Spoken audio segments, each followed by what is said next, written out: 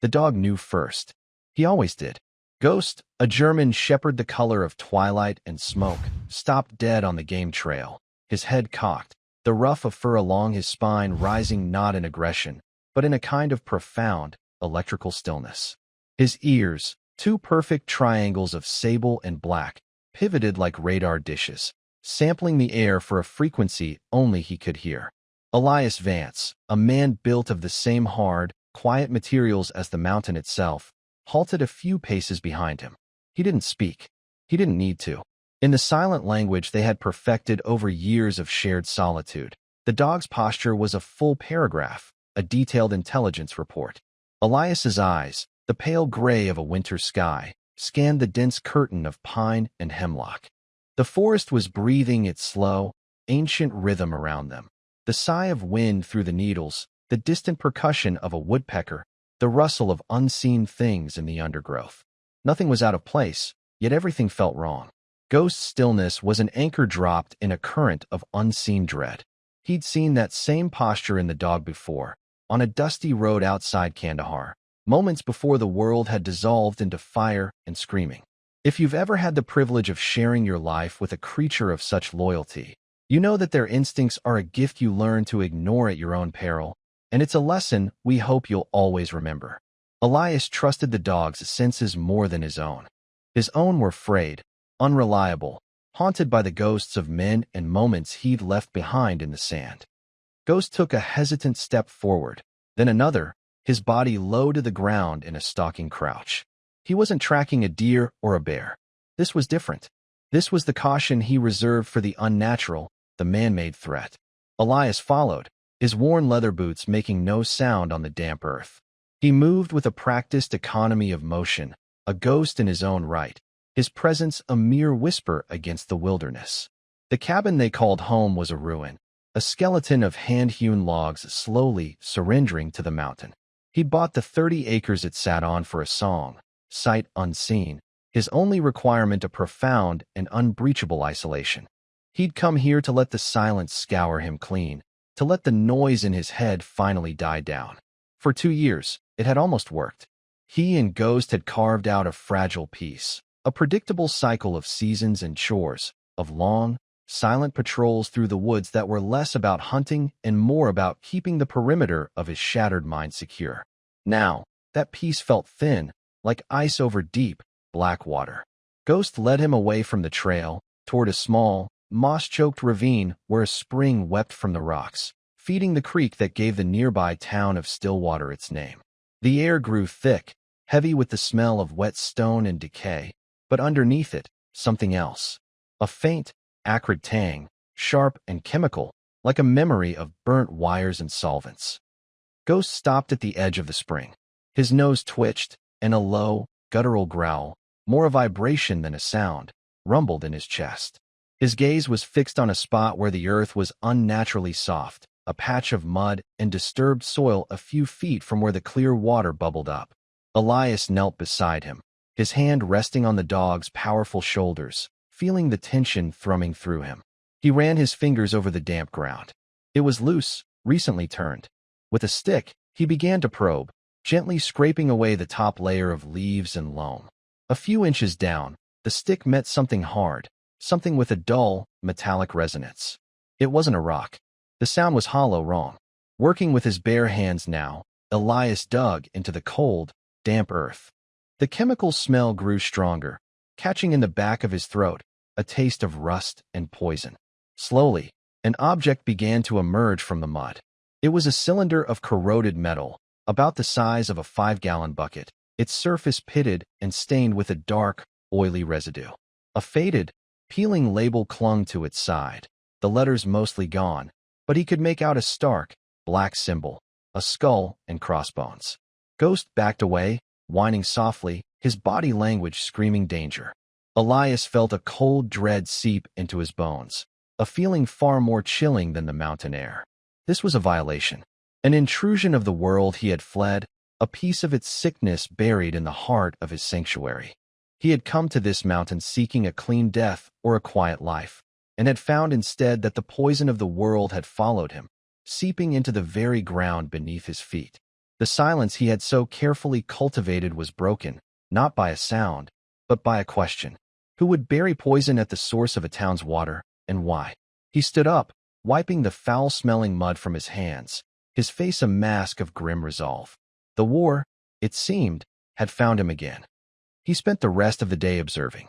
From a high ridge overlooking the valley, the ruined cabin was just a dark smudge against the unending tapestry of green and gray.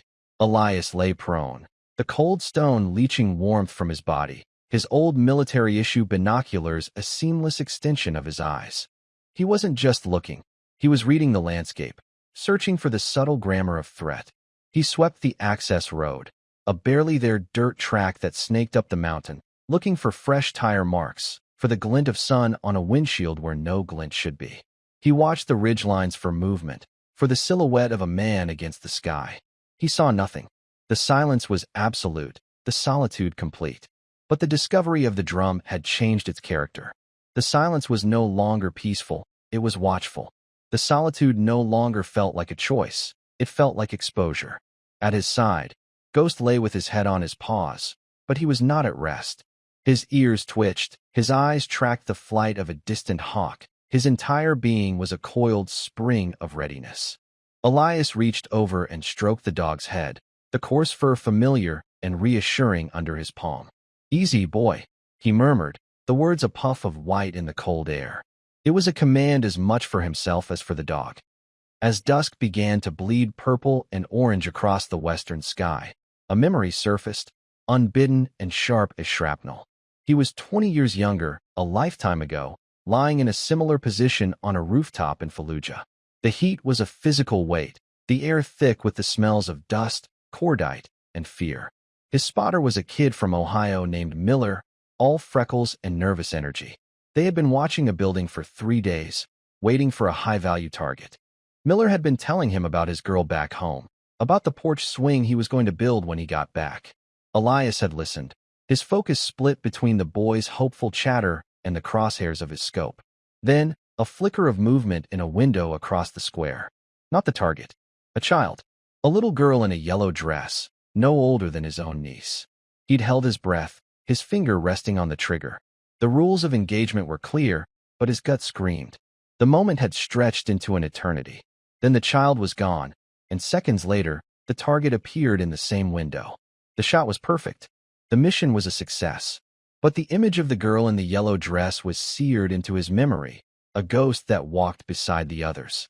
It was the ambiguity that haunted him, the razor's edge between duty and damnation, the poison of uncertainty that had seeped into his soul. He had followed orders, done his job, but a part of him had died on that rooftop. He'd buried it deep, but like the drum by the spring, it had a way of working its way back to the surface. He pushed the memory away, focusing on the present. The drum was a fact, a physical piece of evidence.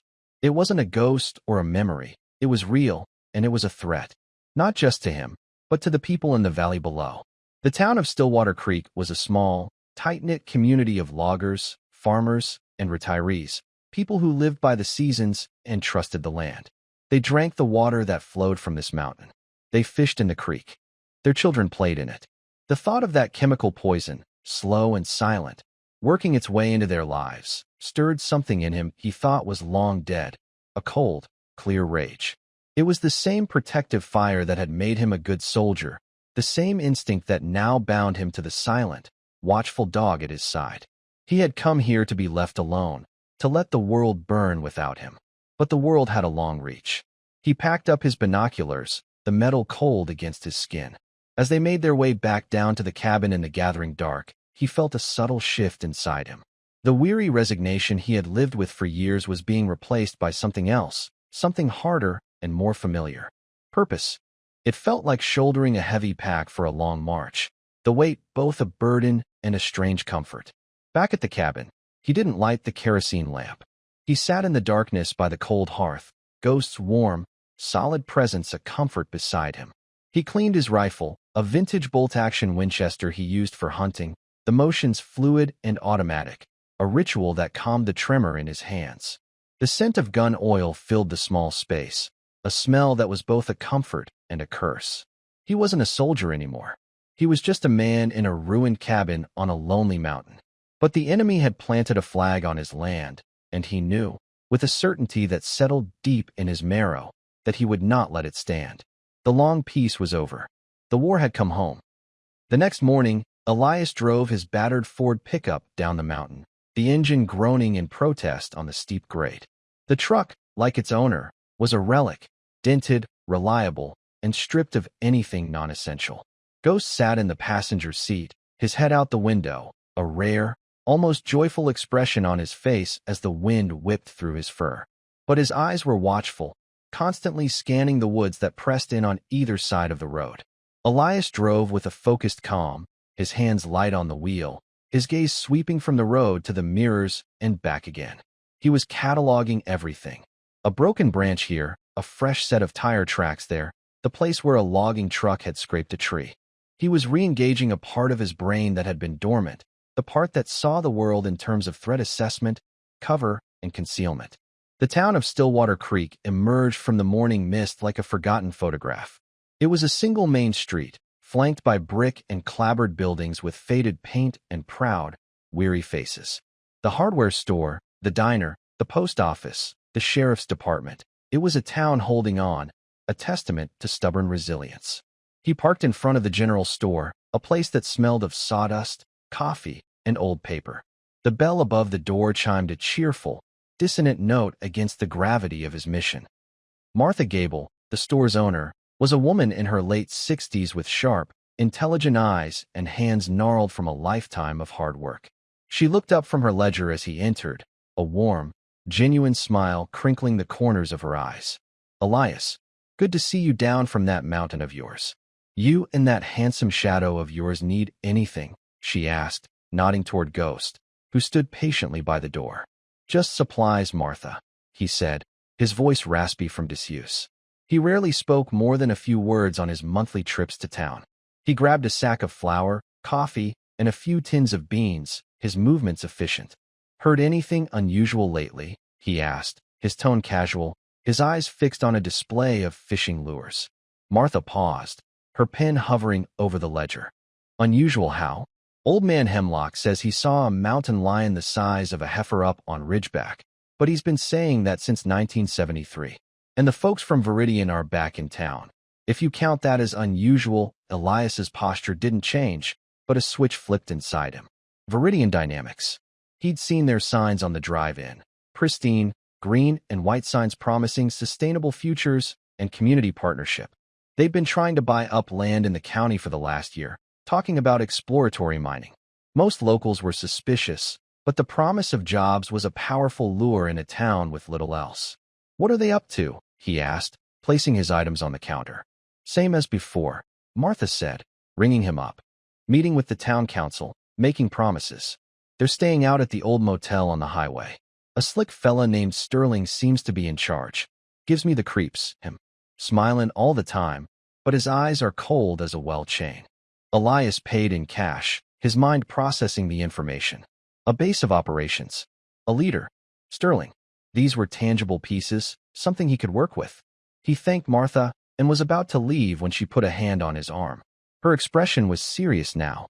"You be careful up there, Elias," she said, her voice low. "That mountain's always been a good place, a clean place. Some of us want it to stay that way." Her eyes held his for a moment, a silent understanding passing between them. She knew something was wrong, even if she didn't know what it was. She was a sentry, just like him, guarding the soul of this place. On his way out of town, he drove past the sheriff's department. It was a small brick building, a single cruiser parked out front. Sheriff Brody was a good man, as far as Elias could tell. He was a local, had grown up here, and seemed to genuinely care about the town. But he was also a man bound by rules and procedures. Elias couldn't just walk in and show him a rusty drum. He needed more. He needed proof of what was in it, and he needed to know who put it there. Going to the law now would just kick the hornet's nest.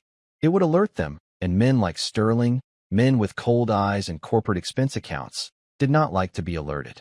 They had ways of making problems, and people, disappear.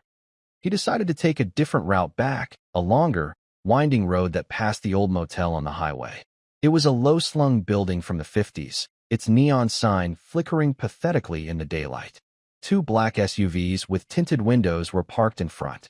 They were clean, expensive, and utterly out of place, like predators that had wandered into a petting zoo. As he drove past, a man in a sharp, tailored suit stepped out of one of the rooms. He was talking on his phone, his posture radiating an easy, confident authority.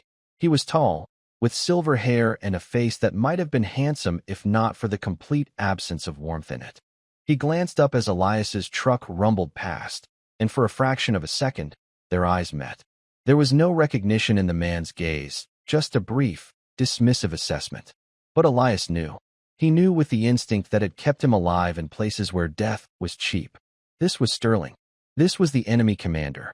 The man who smiled while poisoning wells. Elias didn't speed up or slow down.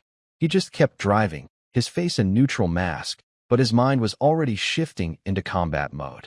He had a face, a name, and a location. The reconnaissance was over. The operation had begun. Back at the cabin, he didn't unload the supplies. He went straight to the spring, Ghost at his heels. He needed a sample. He found an old glass jar, sterilized it with boiling water, and carefully collected a small amount of the viscous, dark liquid that had seeped from the corroded drum. He sealed the jar tightly, wrapping it in cloth and placing it in a cool, dark place. This was his proof. This was the bullet he would fire. And he knew, with a chilling certainty, that he would only get one shot. The sun was setting again, casting long, skeletal shadows across the forest floor. The mountain seemed to be holding its breath. Elias stood by the spring, the source of life for the valley, and looked at the poison buried beside it. He was no longer just a hermit, a man hiding from his ghosts.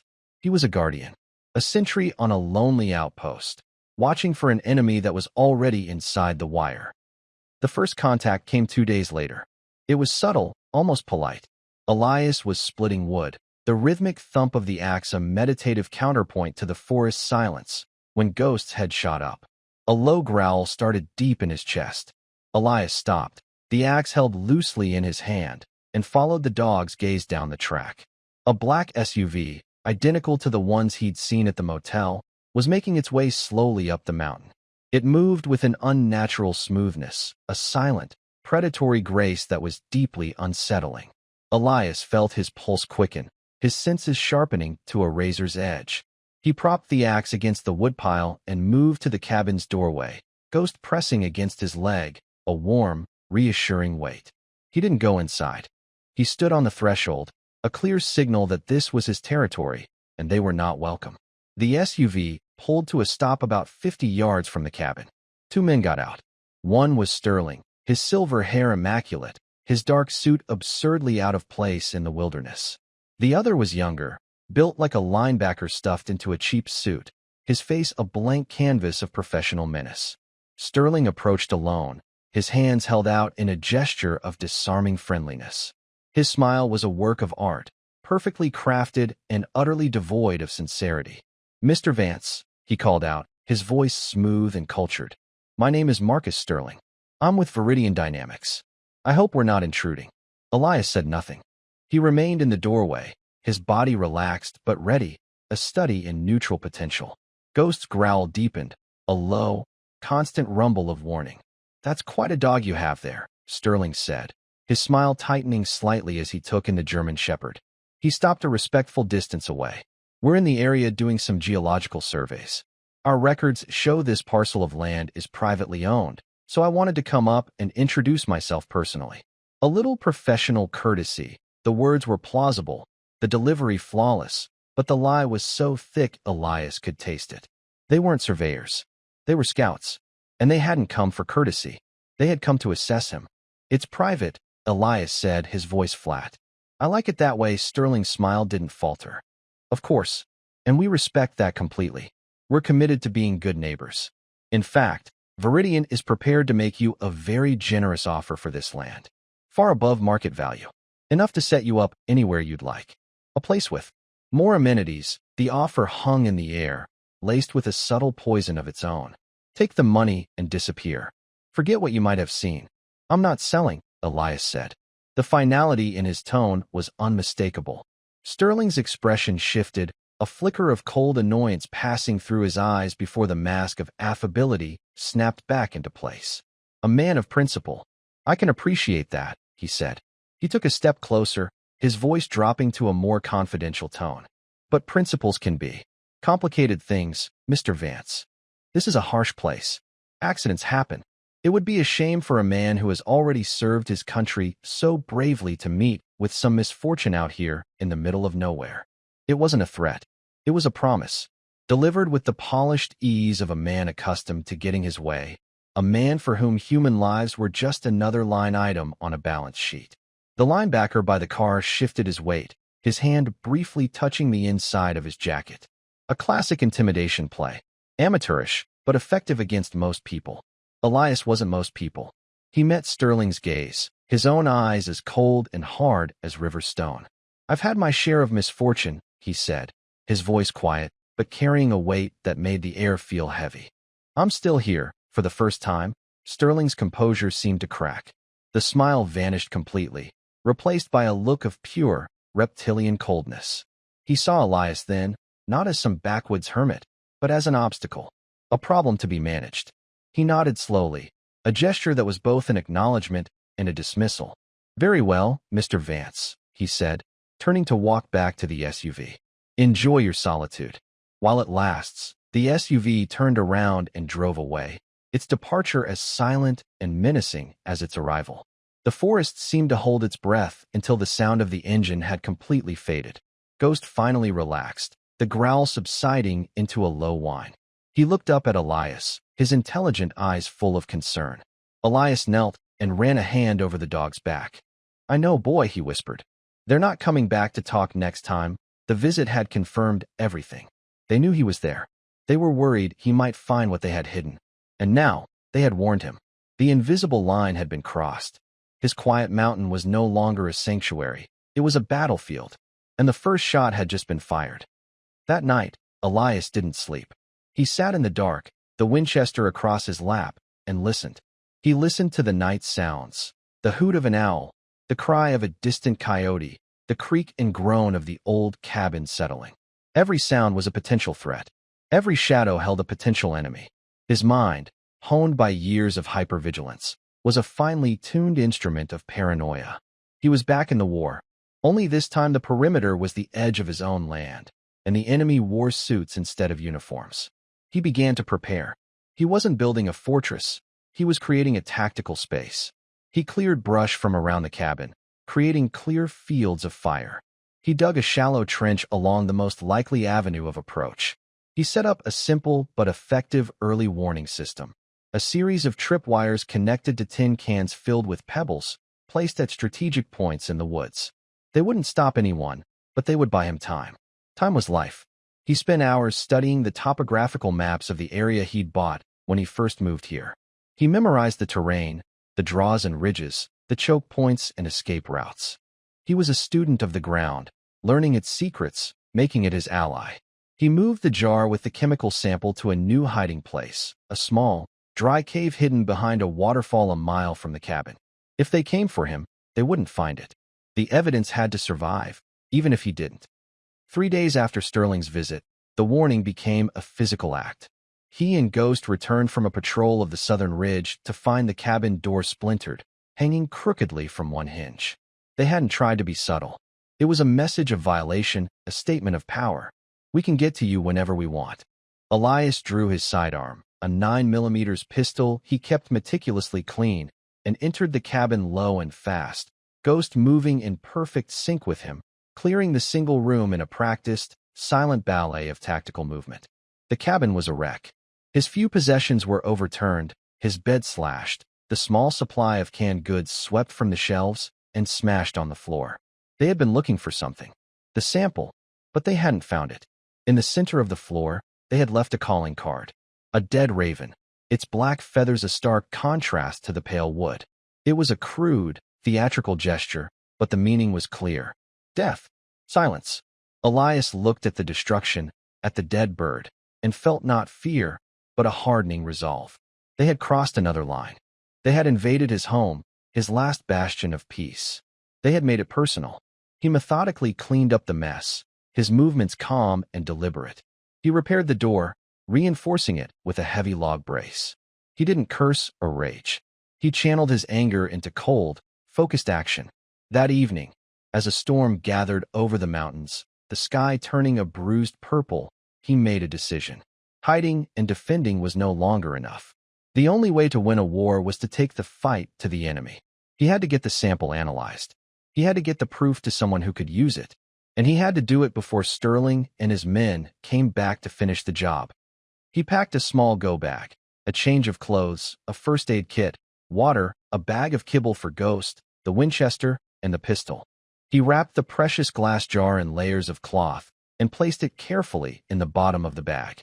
He would leave at first light, travel by day, hide by night. The nearest city with a lab he could trust was 200 miles away. It was a long shot. He had no official standing, no authority. He was just a crazy veteran living in the woods. But he had the truth in a bottle, and he had a righteous fury burning in his chest. As the first fat drops of rain began to fall, spattering against the cabin's roof, Elias sat and looked at Ghost. The dog rested his head on Elias's knee, his dark eyes full of unwavering trust. In the dog's gaze, Elias saw a reflection of the man he used to be, the man he could be again. A protector, a soldier fighting for something more than just his own survival. "It's just us now, boy," he said softly, his voice rough with emotion. "Let's go hunting." The storm broke then, the heavens opening up in a torrent of wind and rain. Thunder rattled the very foundations of the cabin. But inside, in the heart of the storm, a quiet calm had settled over Elias Vance. He had a mission, and for the first time in a very long time, he wasn't afraid. He was ready.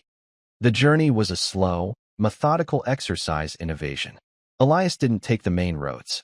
He stuck to the winding back routes, the forgotten logging tracks and county lines that crisscrossed the rural landscape like a spider's web.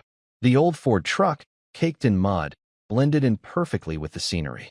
He drove for hours, his focus absolute, his eyes constantly scanning the road ahead and the mirrors behind. Ghost acted as his co-pilot, his ears perked, his nose sampling the wind, alerting Elias with a low woof to any vehicle that stayed behind them for too long. Twice, he spotted a black SUV in the distance, a dark shark cruising through a sea of rusted pickups and farm trucks. Both times, Elias calmly took a turn onto an unmarked dirt road, pulling into the cover of a thick stand of trees and waiting, engine off, until the threat had passed. He was a ghost, moving through the cracks in the world, a man who knew how to disappear. He drove until dusk, then found a secluded spot deep in a state forest to make camp for the night. He didn't build a fire. He and Ghost ate a cold meal of jerky and kibble, sharing a canteen of water. Elias sat with his back against a massive oak, the Winchester resting across his lap, and watched the stars appear in the dark canopy above. The sounds of the forest were different here, but the feeling was the same. A vast, breathing wilderness that dwarfed his own small struggles. Yet, his struggle felt more important than ever. He wasn't just running for his life. He was carrying the life of a community in a small glass jar in his pack. He thought about Sheriff Brody back in Stillwater Creek. He was a good man, but Elias knew he was outmatched. A small-town sheriff against a multi-million-dollar corporation like Veridian? Brody would be buried in lawsuits, stonewalled by expensive lawyers, and politically neutralized before he could even get a search warrant. No, this had to be handled from the outside. He needed irrefutable scientific evidence. He needed to find a journalist or a regulator who couldn't be bought or intimidated. He was deep in enemy territory now, far from his mountain fortress, and the sense of exposure was a constant weight on his shoulders. He dozed in short, fitful bursts, his soldiers' training allowing him to rest without ever fully relaxing. Ghost slept at his feet, a living, breathing alarm system. At one point, deep in the night, the dog sat up, a low growl rumbling in his chest.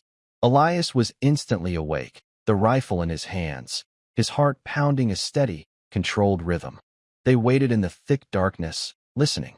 The forest was silent, too silent. The normal chorus of insects and frogs had ceased. Then, they heard it, the distant sound of an engine, moving slowly along the fire road a few hundred yards away. A spotlight cut through the trees, its beams sweeping methodically across the woods. They were hunting him. Sterling's reach was longer than he had imagined. Elias and Ghost remained perfectly still, melting into the shadows. The light swept past their position, lingered for a moment, and then moved on. The sound of the engine faded into the distance. Elias let out a breath he didn't realize he'd been holding. They hadn't been found. Not yet. But the message was clear. There was no safe place to hide. The next day, he reached the city. It was a jarring transition from the deep greens and browns of the forest to the hard, unforgiving gray of concrete and steel. The noise was a physical assault. The roar of traffic, the wail of sirens, the constant hum of a million lives pressing in on him. His PTSD, which had been a quiet murmur on the mountain, began to scream. The crowds felt like a closing vice, every face a potential threat, every sudden noise a gunshot. Ghost sensed his distress, pressing close to his side, a solid, calming presence in the chaos. He was Elias's anchor, keeping him from being swept away by the tide of his own trauma. Elias found the university he'd researched, a sprawling campus of old brick buildings and manicured lawns. He looked like what he was, a rough man from the mountains, out of place and on edge. He left Ghost in the truck, parked in a shady spot with the windows cracked, and gave the dog a firm command to stay. "Watch our six, boy," he said, and the dog seemed to understand, settling down in the passenger seat, his watchful eyes tracking everyone who walked by. With the precious jar wrapped in his jacket and tucked into an inner pocket, Elias walked onto the campus. He felt exposed, vulnerable, a sniper's dream. He found the environmental sciences building and walked inside. The air smelled of chalk dust and chemicals. He found the office of a Dr. Elias Thorne, a professor whose name he'd found online. Thorne was known for his independent research and his fierce advocacy for environmental justice. He was a long shot, but he was the only shot Elias had. He knocked on the door. A voice from within called. "Come in." Elias entered a small, cluttered office overflowing with books and stacks of paper. Behind a large oak desk sat a man in his 50s with a wild mane of gray hair, glasses perched on the end of his nose, and a rumpled tweed jacket. He looked up, his eyes sharp and inquisitive. "Can I help you?" Dr. Thorne asked. Elias stood in the doorway, feeling tongue-tied and foolish. He was a man of action, not words. "My name is Elias Vance," he began, his voice low and steady. "I need your help. I have something you need to see." He pulled the jar from his jacket and placed it on the desk between them. The dark, oily liquid inside seemed to suck the light from the room. Dr. Thorne stared at the jar, then up at Elias's face, taking in the haunted eyes, the scars, the quiet intensity. He leaned forward, his academic curiosity piqued. "Mr. Vance," he said slowly, his eyes fixed on the skull and crossbones symbol faintly visible on the corroded metal shard inside the jar. "Why don't you close the door and tell me everything?" For the next hour, Elias talked. He laid out the whole story, from Ghost's discovery to Sterling's visit to the ransacked cabin. He spoke in his typical terse, factual style, reporting the events without emotion, like a soldier debriefing his commanding officer. Dr. Thorne listened intently, his fingers steepled under his chin, his expression growing more and more grim. When Elias finished, the room was silent. Thorne picked up the jar, examining it carefully.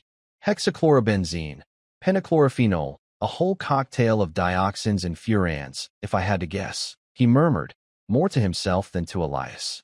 "Nasty stuff. Banned for decades. A single drum of this could poison a watershed for a generation." He looked at Elias, his eyes full of a new respect. "You did the right thing bringing this to me, Mr. Vance. The brave thing. These corporations, they don't like people who ask questions." Thorne explained that his lab could run a full analysis, a gas chromatography mass spectrometry test that would identify every compound in the sample. It would be irrefutable, but it would take time, at least 24 to 48 hours. "I need you to be careful," Thorne warned. "These people, Veridian Dynamics, I've heard of them. They have a reputation.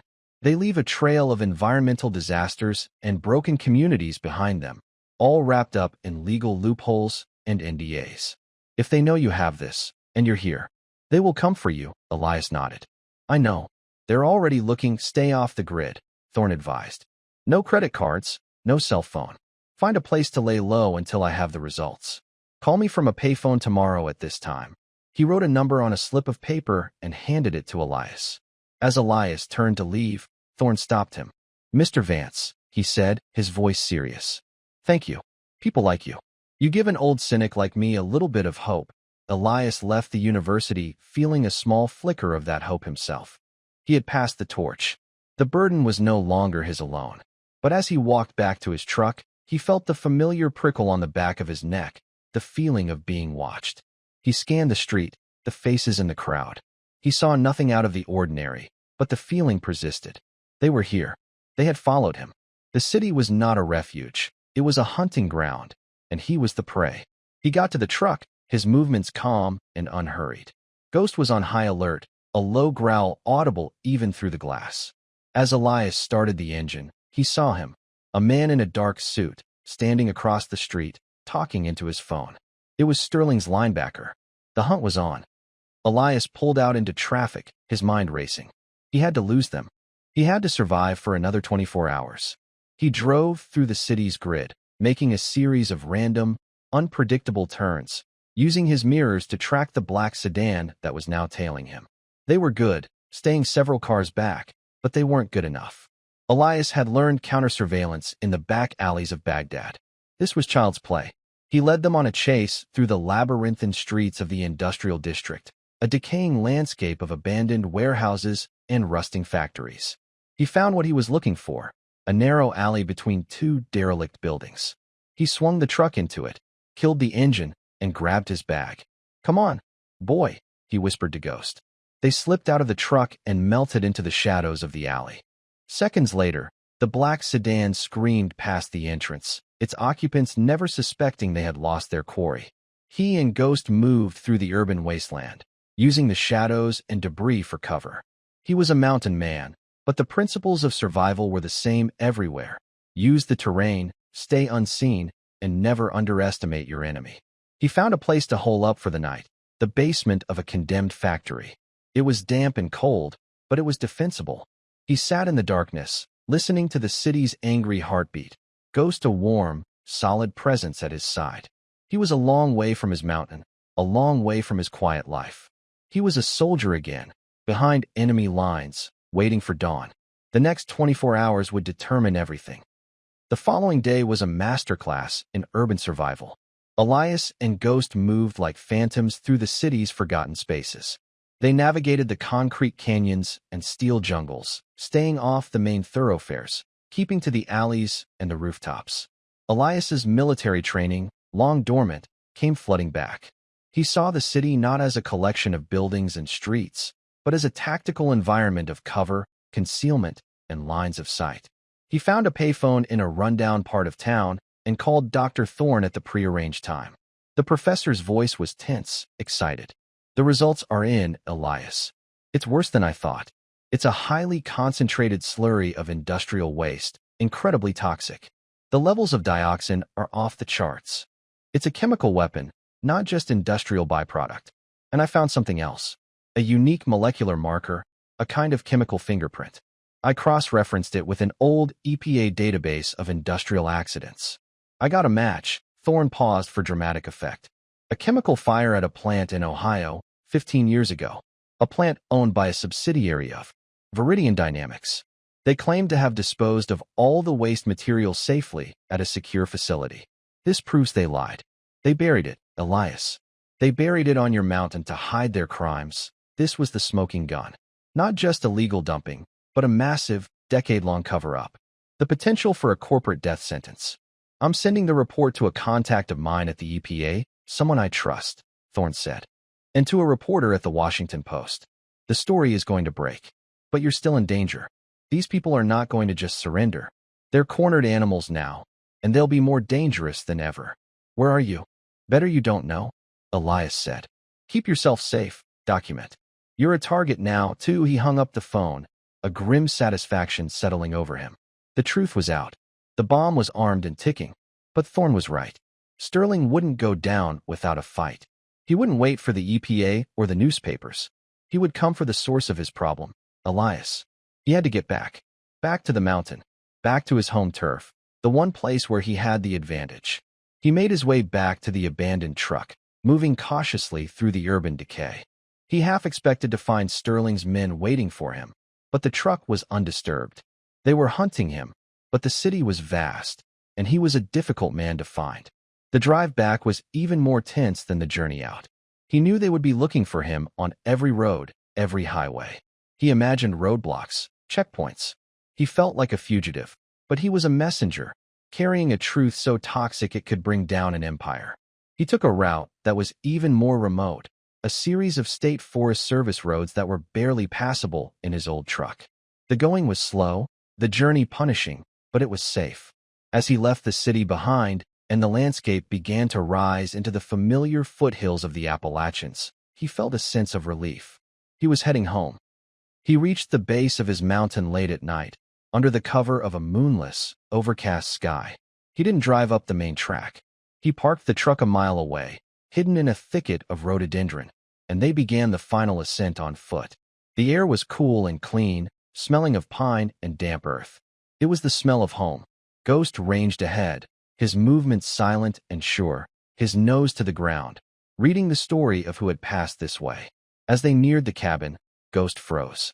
He let out a low, almost inaudible whine and flattened himself to the ground.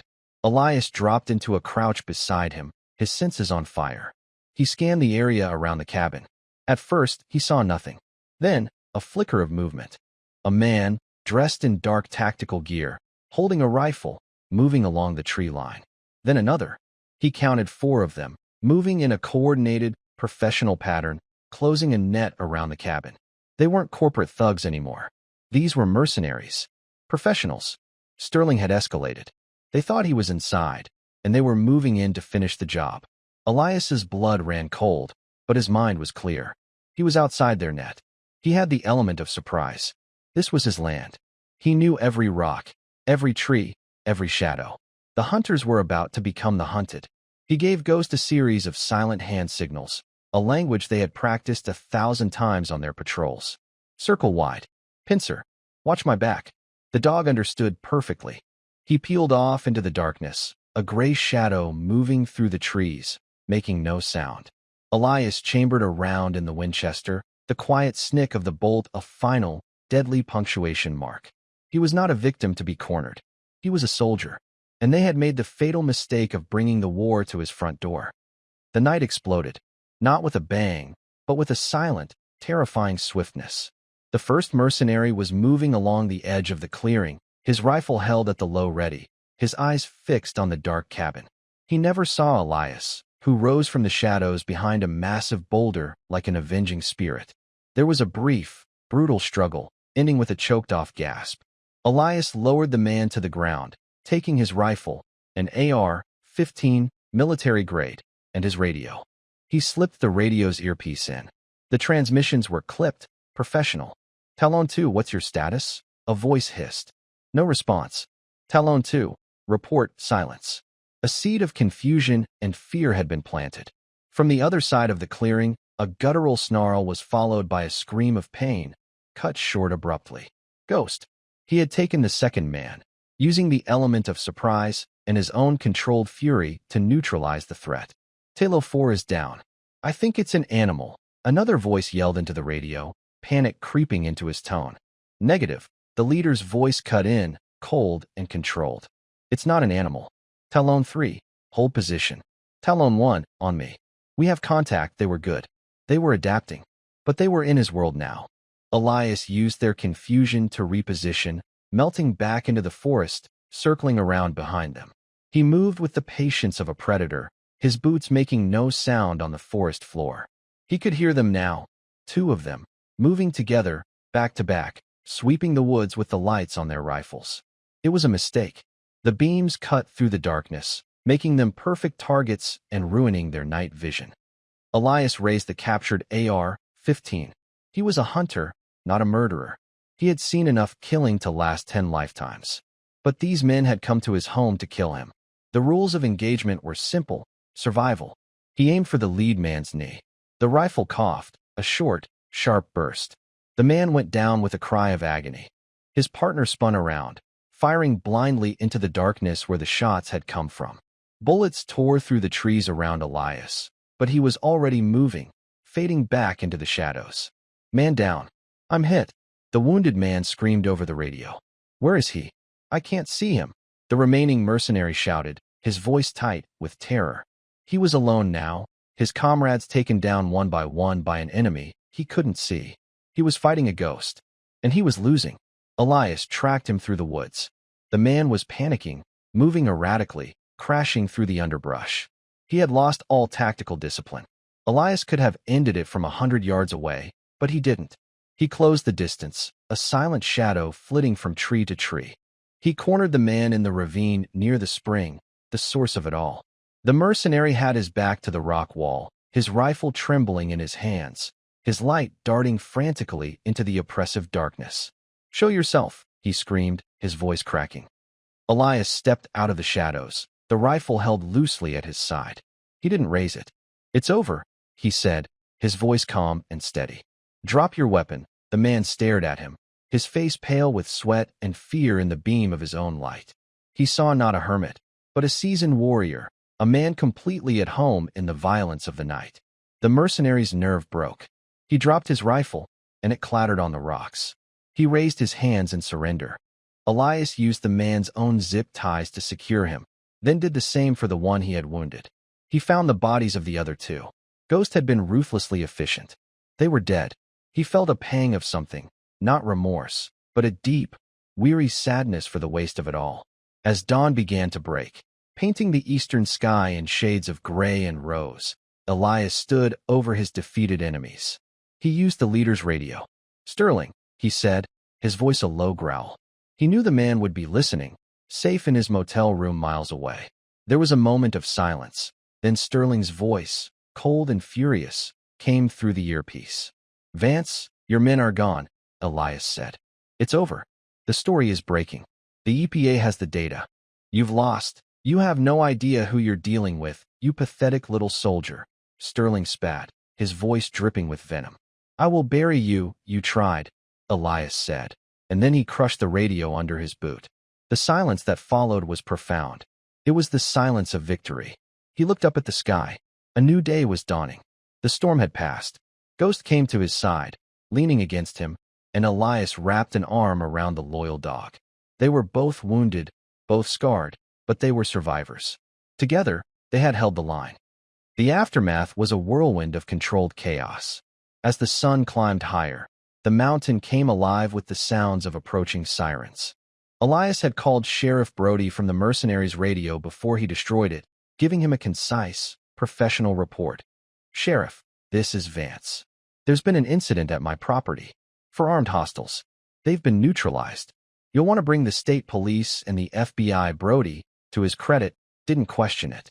He'd heard the edge in Elias's voice and knew it was real. State troopers secured the scene, their faces grim as they took in the evidence of the firefight. FBI agents in crisp suits swarmed the area, treating Elias not as a suspect, but as a key witness, a man who had survived a corporate assassination attempt. The two surviving mercenaries, sullen and silent, were taken into custody. The story Dr. Thorne had leaked exploded across the national news. Veridian Dynamics was front-page news, their stock plummeting, their executives scrambling. Warrants were issued. Mr. Sterling was arrested at a private airfield trying to flee the country, his polished demeanor finally shattered, replaced by the snarling rage of a caged animal. The whole corrupt enterprise came crashing down, brought low by one stubborn man and his dog. Elias gave his statement, a factual, unemotional account of the events. He left out the tactical details of the fight, simply stating that he had defended himself. The agents, many of them former military themselves, seemed to understand. They saw the look in his eyes, the quiet competence, and they filled in the blanks. When the circus of law enforcement finally packed up and left, a strange quiet descended on the mountain once more. But it was a different kind of quiet. It wasn't the silence of isolation, it was the silence of peace. The poison was being cleaned up. The government had sent in a hazmat team to excavate the drum and dozens of others they found buried nearby. The spring was cordoned off, but the threat was contained. The town of Stillwater Creek was safe. A few days later, a small delegation from the town made its way up the mountain. It was led by Sheriff Brody and Martha Gable from the general store. They brought with them pies, a case of beer, and a massive bag of premium dog food for Ghost. They found Elias on his porch, patching the new bullet holes in the cabin walls. He looked up, wary at first, but saw only gratitude in their faces. "We came to say thank you," Brody said, his voice thick with emotion. "You saved this town, Elias. You saved our children." Martha stepped forward and handed him a warm apple pie. "We always knew you were one of us," she said, her sharp eyes soft.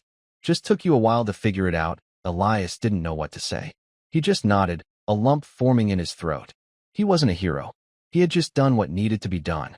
He had protected his home. It just turned out his home was bigger than he thought. It wasn't just a ruined cabin. It was the whole mountain, the whole valley, the whole community. In the following weeks, his life found a new rhythm. He was still a man of solitude, but he was no longer an outcast. People in town would nod to him, a gesture of quiet respect.